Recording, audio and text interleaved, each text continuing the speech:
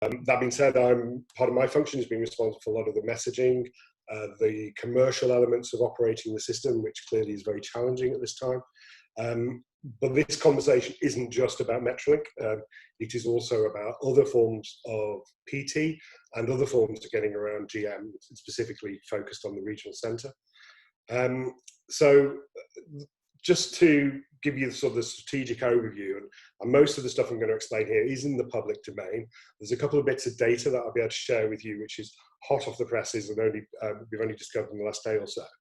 But clearly, as I'm not telling anybody you don't know, when we say that we face significant challenges in ensuring that our transport network can meet the new needs of GM following the impact of coronavirus. It means for us as an organisation a significant cultural shift to work more collaboratively and in partnership with transport operators, local authorities, businesses and other organisations. And hopefully a lot of you out there will have had the opportunity to engage with our people. We haven't got all the answers. Government doesn't have all the answers. And we're hoping that this dialogue that we're developing, a more intimate dialogue with businesses, means that we can offer the best possible services under this difficult time. As parts of the economy start to reopen, we're facing a tough time in meeting the demands, but also understanding how workplaces have been transformed, understanding retail units and how those transport facilities that we provide are going to help support that, but also in ensuring, as far as we're able, the safety of people travelling, but both for our customers who travel, but also for our staff. We've been very fortunate across TfGM, unlike some of the bus operators, in that in the main we've been spared any losses in terms of staff, and we're very keen that we can keep that record going. Safer workplaces include safe travel to and from work, and whether that be on public transport or other modes. So cycling, walking and driving. Obviously you're all aware of the impact of lockdown on some of our other core key objectives in terms of cleaner air, for instance, and congestion.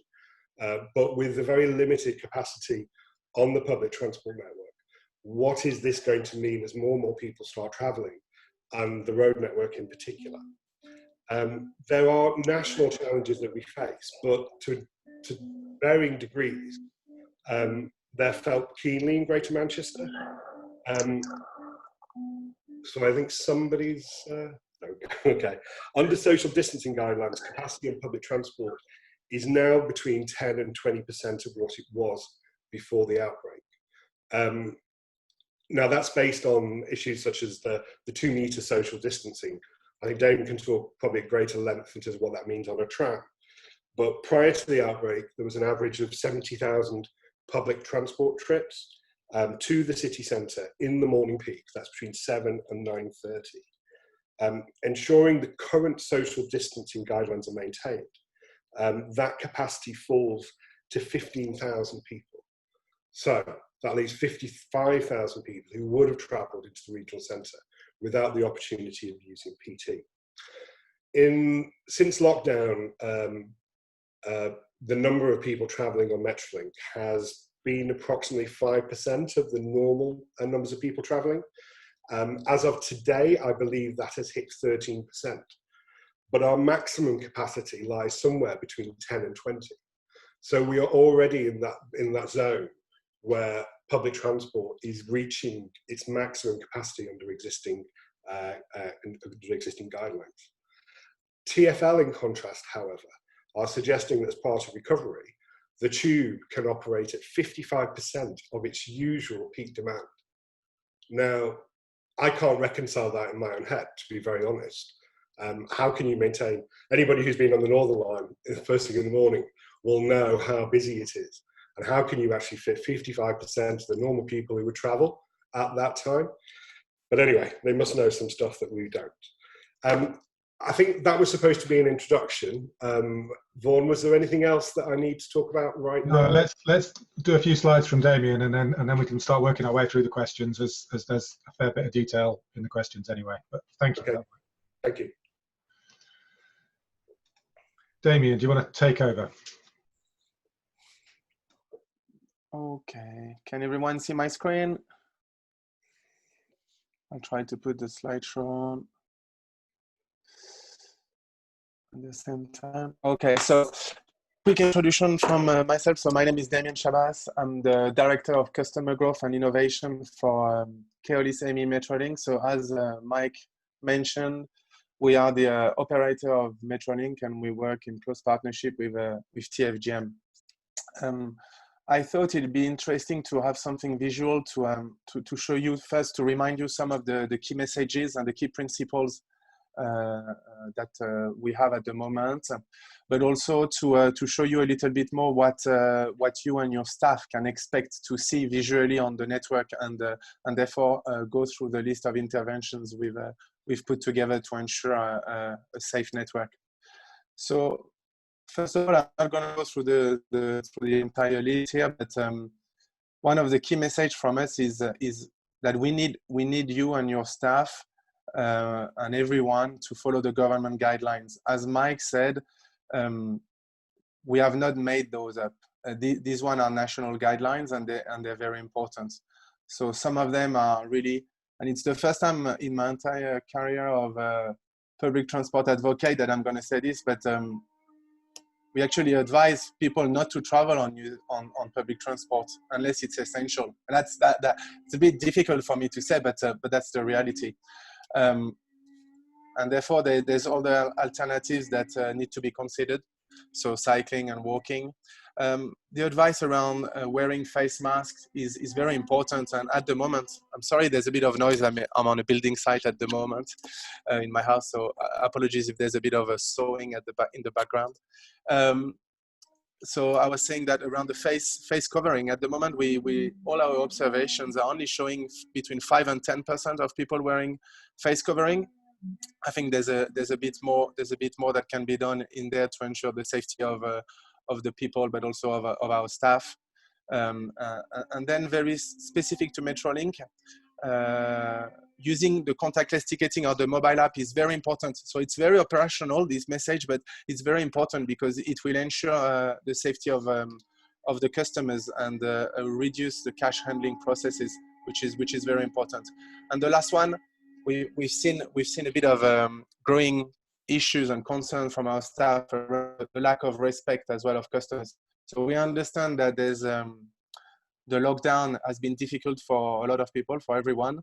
But we need to remind everyone that our staff are here to keep Manchester moving, and therefore we expect them to be respected as such. My second slide is more a key message for you guys. And I know it's difficult, and everything we do is as far as reasonably practical, but we need to allow or enable staff to travel outside peak times.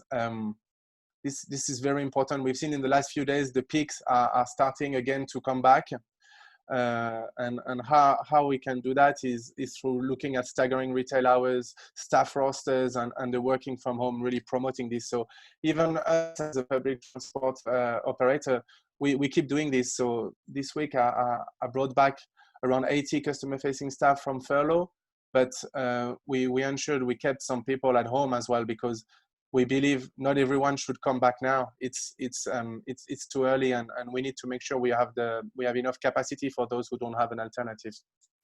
And the last slide, I think, is the one which is potentially the most interesting for you guys. Is actually what have we done as an operation? What have we done with TfGM? So a lot of things, a lot of partnering, and I think that it's been a very popular word in the last few weeks, few months, partnering. So what does that exactly mean? So we've actually done a lot of work with other operators, for example, at Victoria Station, Piccadilly Station, and all this, to make sure that we have actually an integrated approach, because Metrolink doing something on our own is not going to solve the problem. So this is really a greater Manchester approach that we need to have. We constantly monitor and adapt our operation to maximize social distancing. So as we said, patronage is increasing, and especially in the last few days. So we are monitoring this very closely, and we are able to adapt the capacity to answer this. So how do we do that? So for sure, we adapt timetable, but we also are able to increase capacity by coupling trams, and therefore it's very important that we're doing it based on data. So the patronage yesterday and today is very different to the patronage we had pre-COVID, not only in terms of numbers, but in terms of origin and destinations. So we've been able to drill down into this data, and therefore what we are offering today is a more spread capacity across the network, which is different to what we had before, but we believe it's what is fit for purpose. And this, we will keep reviewing this as on the 15th of June, retailers will reopen and other industries. So this is a constant work in progress. What we can say is that by mid to the end of June, all our trams will be operating. So the full capacity will be there. It might look different to what it was before, but I can promise that we're making our best to maximize the number of trams that we have on the network. I mentioned just before that we've in the last few weeks, we've reinforced the staff presence to encourage the right behaviors on the network and essentially at stops. But here it's in capital because it's very important. We're not here to enforce or to police social distancing. We don't have the power to do this. And there are even questions about what Greater Manchester Police will be able to do in terms of enforcing social distancing. So the key message here is we will be here. Our staff will be there to support our customers, to provide information, to assist them, to encourage them to do the right thing, but we won't be there to enforce social distancing. In terms of cleaning, I think it's important to give reassurance. So it's trying to find the right balance between providing reassurance about the service out there is safe, but also not promoting the service, because at the moment the guideline is really do not use public transport unless it is essential or you don't have an alternative. But in terms of cleaning, what I can say is that we're using similar to other networks and TfL, for example, as Mike mentioned, but we're using antiviral products. We've ramped up significantly our cleaning regime. For example, every tram is cleaned every day before it leaves the depot, but also at each terminus. Every time a tram arrives at a terminus, it's clean. We have some cleaners waiting over there for every tram to be clean, and we're doing some checks throughout the day. And if we believe the cleaning is not adequate, or if we believe we have reports of people, heavily coughing or things like this on trams, we would bring back the tram into the depot for a deep clean. And for stops, every stop is cleaned at least once a day, and in the city, some of our busiest stops are cleaned up to 3 to 4 times a day. So quite a significant ramp up in terms of cleaning. We've had some really good positive feedback on social media from customers as well about seeing our staff out there cleaning. So I think it's pretty good compared to the standard of other operations. This one, but very important as well, focus on security. So in the last few months, as you may know, the transport unit was removed from public transport to be used to support the COVID-19 response. And we're pleased to say that last week we have welcomed back the transport unit on the transport network. So it helped us tackle crime and antisocial behavior, which is a growing concern. Last one, this just few images of things you can see. So on the left, an image of a Piccadilly Garden stop. So as you can see, we've put some signage on the floor, in the shelters, on the passenger information displays. We have announcements to remind people about social distancing. Soon to come, we'll have more of contactless ticketing. In the middle image, these are being rolled out as we speak. As of tonight, we're starting the rollout of all this signage on board trams. And on the far right is some of our staff deployed on the network with some new PPEs to remind people that not only they should respect social distancing between themselves, but also with our staff, because without our staff, the transport network won't be able to continue. So that's about it for me. I hope it's quite clear, and now I'm happy to answer the questions. Thank you. Vaughan, before we go into questions, there's just something else that I'd like to cover off, if I may. Sure, go on. And this doesn't, hopefully it doesn't come across as at all defensive, but it is a representative of the harsh finite fiscal reality that we face. So most of you are probably aware that Metrolink operates without a subsidy. So the Metrolink fares actually keep the system running and also go to repay the borrowings that TfGM committed to in terms of building and expanding the network. When I mentioned before we were having a sort of 5% of patronage, we were operating at a very significant loss. And even with the most optimistic expectations, Metrolink will be operating at a very significant deficit for some time to come. So affordability of the service that we operate is going to be critical here. And there have been conversations between our leadership and government and the mayor about having to mothball Metrolink. Now, some may suggest this might be leverage, and to a certain extent we were successful in getting a funding package from the Department for Transport, which helped us keep the system open, and those conversations continue to go ahead. The issue over staffing on stop is a really good one, but the number of stops, the number of shifts, the amount of staff and the operational burden and cost of doing that, no matter how helpful it would be, is just not something that we can currently entertain. Now, Vaughan, this is up to you, Damien. I can touch on rail and bus if you'd like, or do you want to go to questions? You're on mute. I will unmute myself. I should know that after how many weeks of doing this. I think actually, yeah, if you go through, but I think with regard to that, are we going to lose services on other services? So things like free bus, the train timetable is going to be affected for the same reasons that you're talking about. Everybody is being affected by the lack of money coming in. It's hard for me to speak for commercial operators. We know in GM, basically the Northern is no longer franchised. It's basically operated by GMT. I think what Damien has just mentioned, we're doing everything we can to optimize the capacity on the tram system by running doubles, by increasing frequency to carry as many people as we can safely. And that will continue to be our #1 priority. On buses, we are working very closely with operators and have been supporting the operators in getting a funding package from government to keep the bus network from collapse. There is more flexibility in how you manage a bus fleet than a tram fleet, but there are changes that the bus operators are making. So for instance, a number of them, not all of them, have gone cashless. So that means that the unbanked amongst the people at GM may find it difficult. So we'll shortly be reopening our travel shops to deal with cash transactions for people who would otherwise not be able to travel on bus. We're also introducing in the middle of this month a clipper card, which for those of you who have been around long enough might remember in the old GMT days.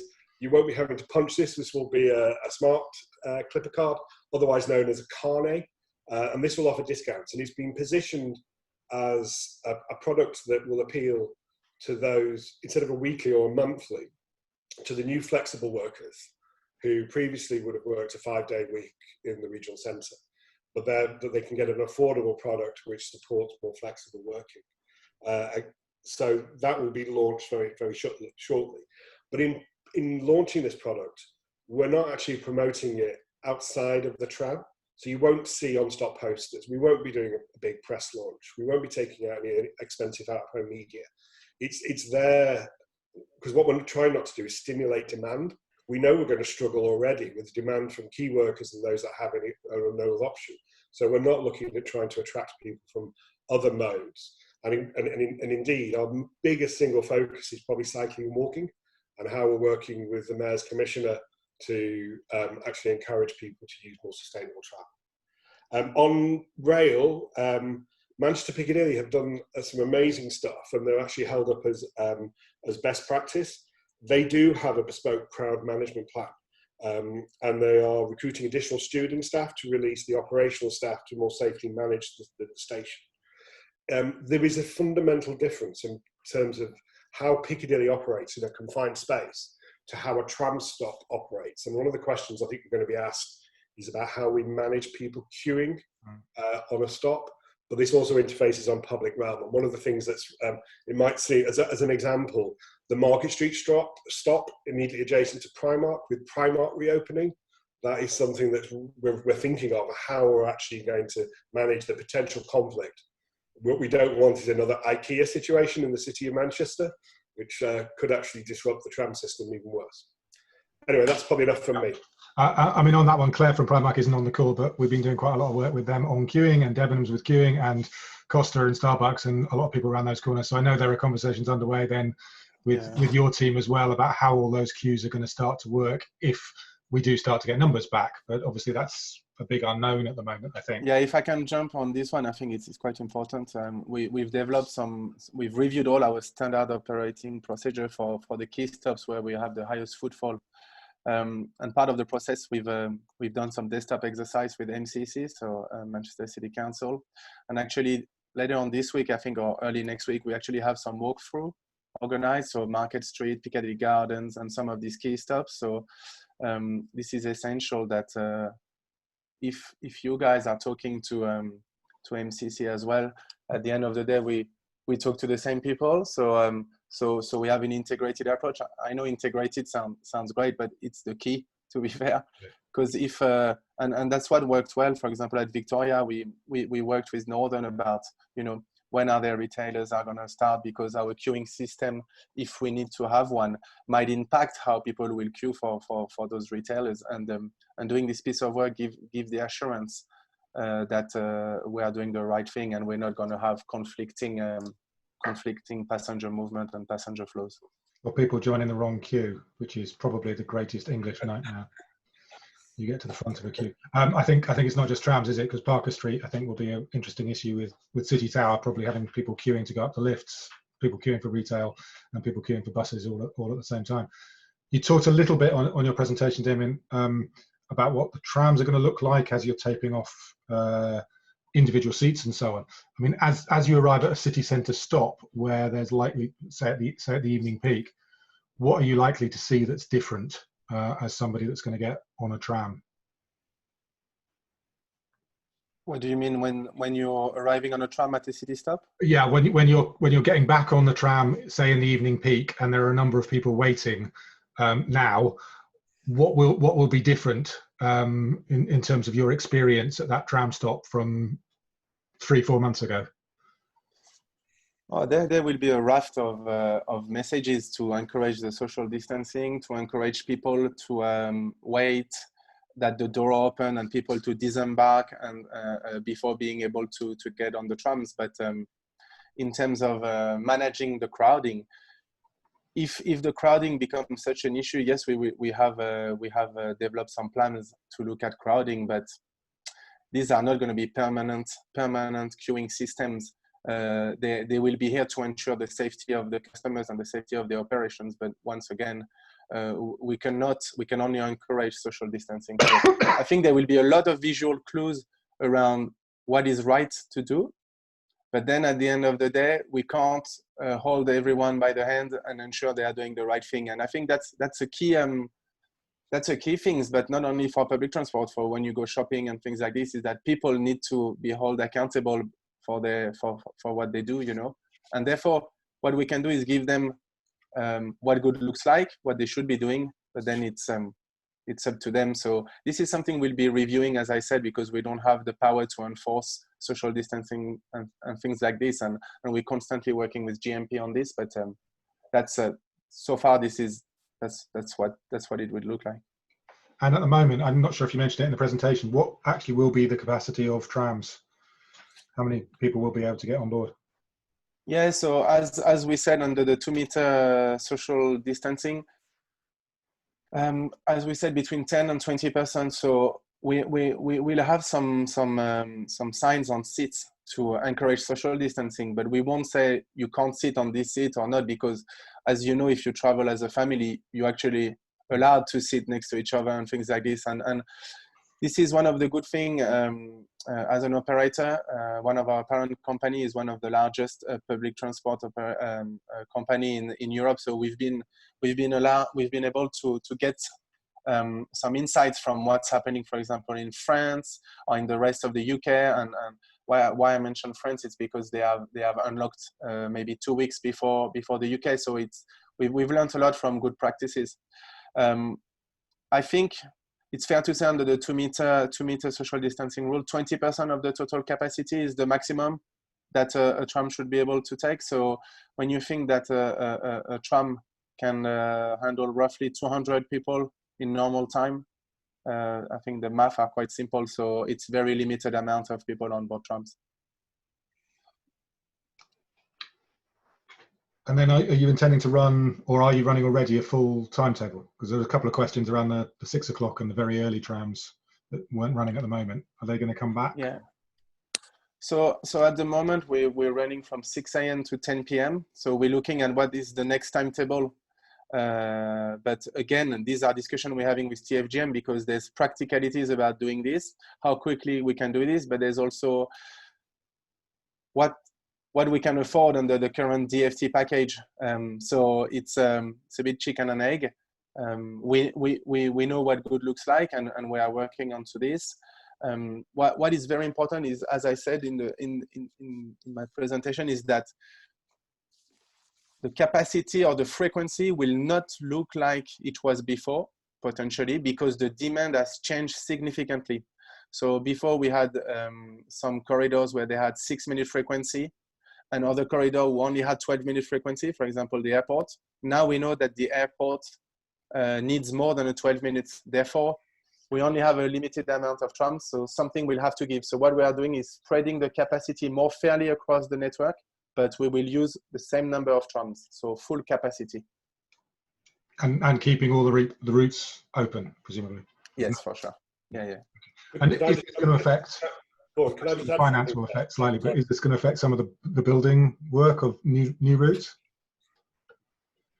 Say it again, sorry. Is this going to actually have a knock back on the plans for expansion of the service? At the moment, during the lockdown, we've actually launched the new Trafford Center line. So it was a very good decision to keep going with the plans. At the moment, the bigger plans are not for the next 2-3 years. So we have continued the work on enhancing the network. We have not stopped this because we recognize that in the long term, we will come back to a situation which is more or less normal. So we should not stop enhancing the network. But in the short term, yes, we have prioritized some of the projects. Cool. Mike, you wanted to come in there? Yes, I did. It was just when Damien was raising the point about differential demand on lines, which is perhaps come as a surprise because we never modelled this in the past. So Altrincham, which was, as many people know, is the busiest line that we operate and contributes the most towards the fare box. That is no longer the case. Like the airport in Altrincham has significantly increased in terms of the current value of fare box. And that's because of the different demographics and job types that those people in those areas have.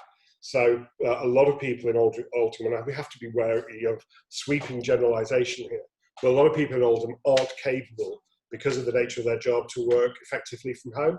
And so they're still having to travel. Whereas a lot of people who are based in Altrincham, a significantly higher proportion, are working from home and will continue to do so. So the way that demand has shifted across the network has created challenges for both TfGM and Metrolink CAM to actually shift the capacity around the network, which might mean some differential service patterns, but we're still working through the maths of that. And also with TfGM launched the Greater Manchester survey as well, travel survey, which was we had a huge response. Over 15,000 people responded to this survey. So at the moment, TfGM is doing a bit of data crunching, but this will also be another data input into the next development of service patterns. So it has to be data driven. That is the key. And presumably with the city reopening, but reopening gradually, we're actually not going to know what the numbers are until we see the practice of the week of the 15th and then the weeks following. particularly I think with the professional services, which are going to be very gradually coming back. Mike, Damien talked a fair bit about what you would see on tram stops, and obviously some of the information that people would see, encouraging them to socially distance and so on. What are the plans for across the network, that information piece that needs to go out both to businesses and to individuals, about all that information around the future use of public transport and the future use of the tram stop? Is there an integrated campaign ready to go or in place? Yeah, I think a lot of the content is still live, and we've been pushing out messages through our usual channels for some time now. The Twitter feed has got a lot of content around this. Information on stop is there. You've already seen some images of what on tram will look like, but that's the same on bus stations.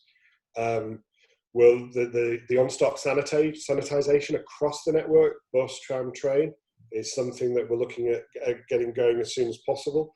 I think one of the challenges we have on stops, because it's an open network, it doesn't have gates like most other systems, is that if you were to try and place a corralling system or queuing system at the entrance to a platform, there's nothing to stop somebody jumping on the platform halfway down. Well, people are probably a little more agile than I am. So there are challenges for us in terms of how we limit the number of people on each platform. Does that answer your question? Yeah, I mean, I guess the question coming up from that is, as maybe government advice changes and so on, what channels are going to be used to actually change the information that is going out to your potential punters when you get to the glorious day of actually being able to encourage people to come back on, rather than trying in that weird situation that you talked about, stopping them coming onto your network? Yeah, we'll be using all our available channels to communicate with our customer base and with businesses. If you would like me to send to you, and you can circulate this on to all the people on this call, what our communication strategy is in terms of COVID, I'm happy to arrange that. So rather than me going into detail, but our business B2B network is well developed. We're using obviously CityCo, and we're using Marketing Manchester, the Chamber, lots of other of our B2B channels to communicate. We're making direct contact with a number of retailers to understand. So we were talking this week to, I think, Primark, Selfridges, to understand. I think our latest information, for instance, on the Trafford Centre, is that 21 stores are due to open on the 15th. But one of the challenges I think we face is really understanding what is the retailers' plans for reopening. And because this is a rapidly moving feast for all of us, we understood previously that, for instance, Into was planning on opening some of the smaller retailers first, because they thought it would be easier to maintain social distancing in smaller stores. But now we understand Primark is opening Into on the 15th. But I suppose the ask is for everybody on this call is get in touch with us. Tell us what your plans are and what your needs and demands of us are, and we will do everything within our power to meet them. Excellent, thank you. And we're also gathering a lot of information, particularly around that first week, in terms of the number of employees likely to come back into the city centre to pass that on. You mentioned cycling and walking routes, obviously, which there has been some taking advantage of the lockdown to move some of those plans forward. So can you talk us through where we are on those and future plans for those as well?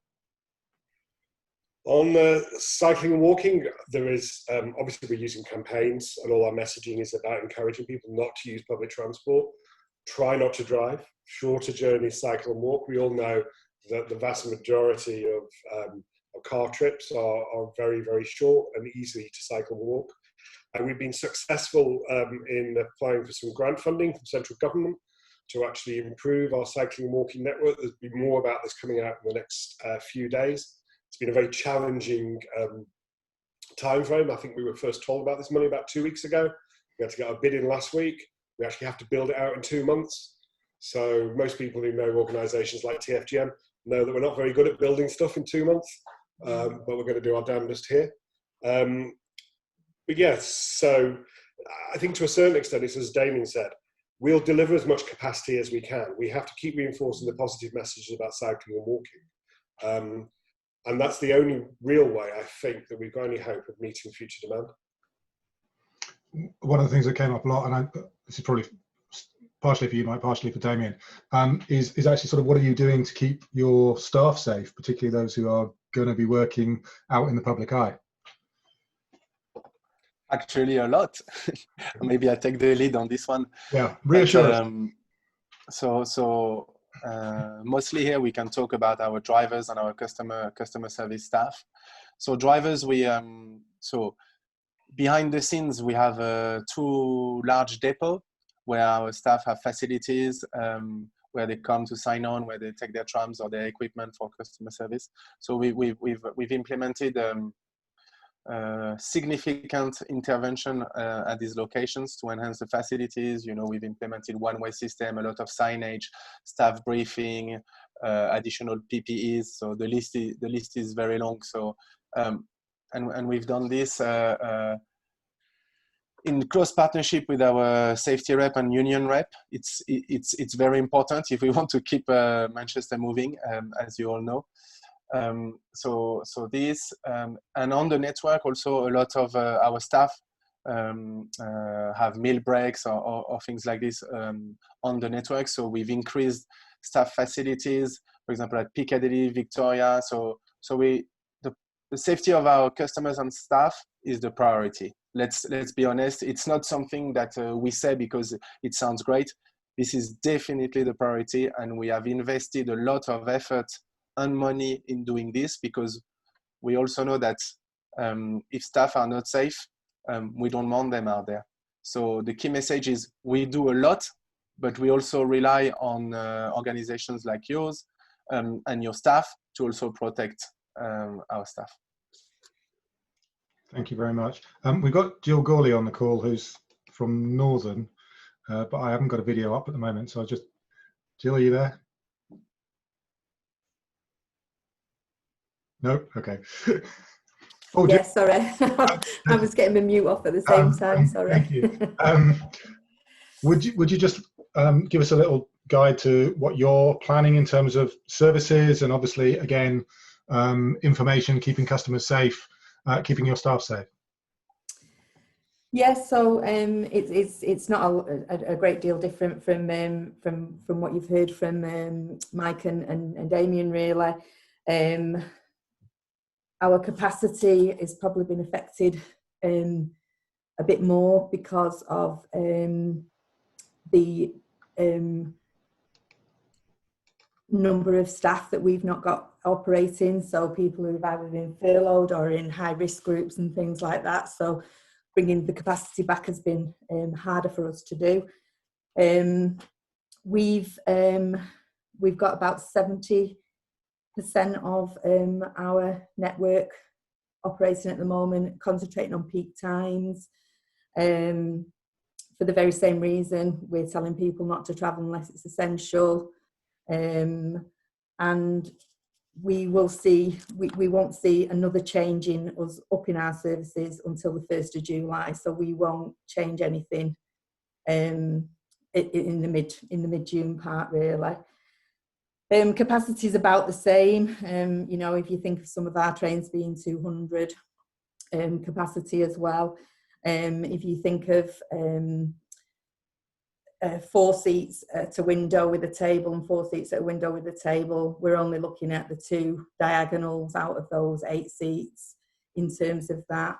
We're not asking staff to enforce social distancing in the same way that Metrolink are. So it will be choice in terms of that.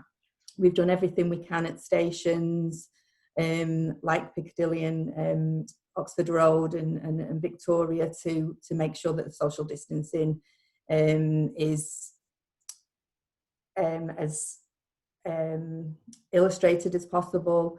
We've upped the cleaning regimes as well, and got the hand sanitizers and things available. So yeah, very much the same kind of picture, really. And I think, you know, when the message of getting more people on is, you know, I think one of the important messages will be to spread the load between the different modes of transport. So where, you know, tram and train are operating on similar lines, trying to encourage people to ensure that they're using whatever public transport is available, whether that's bus, train or tram, and spreading people across that will help with some of the capacity issues, I think, as well.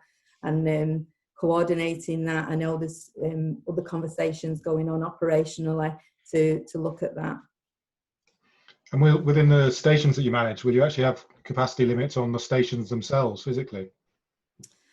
That's not something that that's not something that I'm aware of at the moment in terms of that kind of crowd control.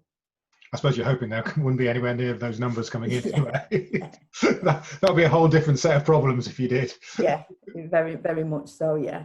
But again, just as keen to get that kind of information on how we spread the peak shoulders, you know, the shoulders of the peak and things like that, and how we can put that around, especially while it's still essential travel and we're not really dealing with the off-peak as much. Thank you for coming in. As I know, I didn't brief you on. I was going to call you in. No, it's fine. I had some bits ready. Thank you for that. Mike or Damien, have you got any final words or summaries? I think for us, one of the next big opportunities, and this will be the same for Northern and Bus, is if the government's advice about social distancing changes. I'm sure everyone's aware that we've got 2 meters, which I think is probably the greatest distance in, and it's double the recommended distance by the WHO. So once that advice changes, it's an exponential increase on capacity on our network. It's far more than double just because of the 1 meter. So that's a big opportunity for us. But of course, it's like everybody says, you follow the science. Do you mean in terms of being out, and when the government advice is that it's safe for us to do so, then we will make a decision at a local level whether we follow that advice. But everything we're doing is absolutely coordinated with our senior stakeholders and the mayor. But that's the day that I'm looking forward to, when we can reduce that social distancing. And then get back to the day job of actually promoting people. Yeah, I'm actually looking forward to going back to my office. I never thought I'd be saying that. Damien, is there anything else from you? No, just for me, it's safety. So that's a key message. We're not out of the pandemic yet, and that's why all these guidelines are here.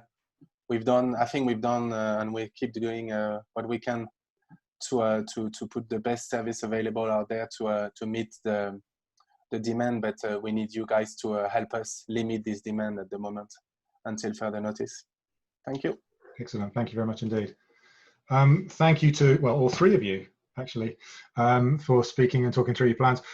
We at CityCo will be looking at doing another one of these probably towards the end of June or early July, so when we're a few weeks into the quote reopening, to actually see how the process is going. And obviously we'll be passing out any information that we have as and when we get it. If you go to our website, cityco.com, there is a fairly full guide to what is happening during the reopening in different sectors. So transport obviously is an absolutely crucial one of those. We're keeping that as up to date as we can with all the information that we can.